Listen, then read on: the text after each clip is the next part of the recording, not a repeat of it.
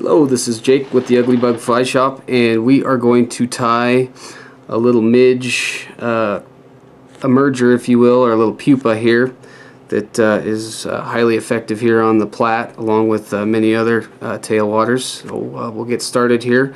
Going to start with a little peacock ceramic bead. Again, bead just to fit the size of the hook there will work just fine for you.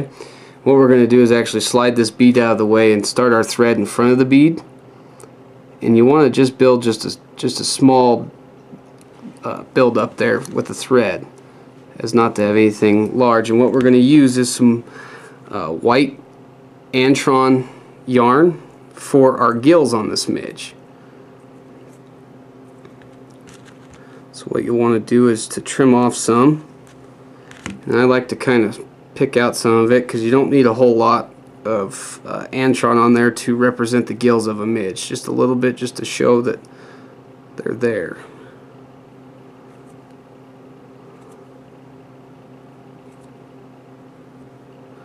Once we have it kind of picked out to your liking there, you can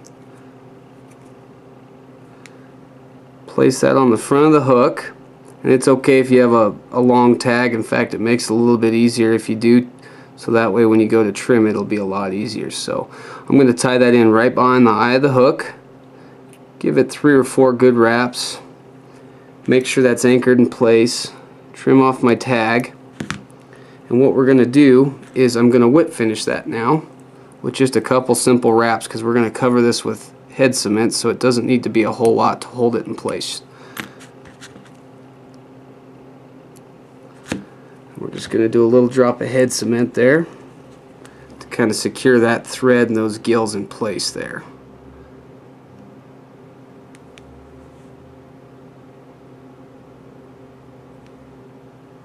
Now that'll lock those in and they won't go anywhere.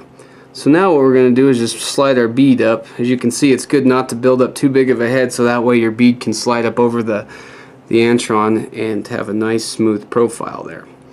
So what we will do next is we're going to start our thread behind the bead like we did with our zebra midge and kind of follow the same steps. So we'll get our thread tied in, and then we'll be using our Lagartun extra fine wire again for our ribbing.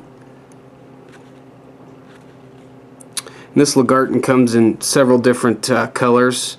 Silver and gold, copper are kind of the 3 colors we really like to use for the midges and stuff. But that extra fine just has a great little small profile, but gives it a great segmentation to have a little more realistic look than some of the other wires out there. That's why we really like to use it.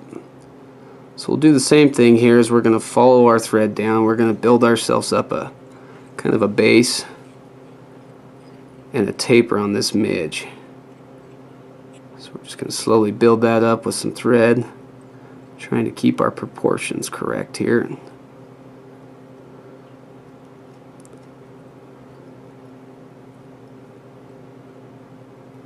With this midge, it's kind of funny how just adding a set of gills to this can make it that much more effective, especially with really educated fish or heavily pressured waters where these fish see a lot of just standard beadhead midges. This can be something a little different you can add to your arsenal that will give you the added edge to fool those fish.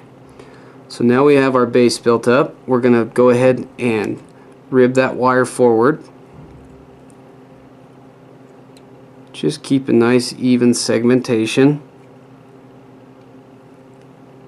I like to do about 4 or 5 wraps. This is a little bit bigger fly. We're tying this on the 16, so we'll get a few more in there. But about 4 or 5 wraps of ribbing will be more than sufficient to get that profile on that midge.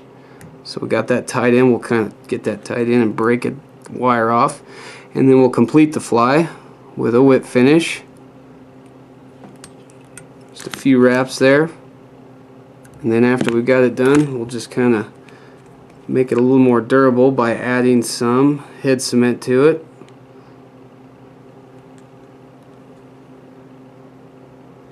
And this fly, you know, we tie it in black. You can certainly tie it in red. You know, it fishes really well in olive, brown, just about any color. Those midges come in a variety of colors, so it's kind of fun to experiment around and try some different patterns and see what works on your body of water. Now we got everything finished. We're going to go ahead and trim off those gills because we just want a little bit of a profile there. So we're going to snip those right at the just above the eye of the hook. As you can see, just a little bit is all you need. A little of that goes a long way, but you look at a midge pupa and it looks a lot like that, and this is a fairly realistic pattern that you can try on your waters there.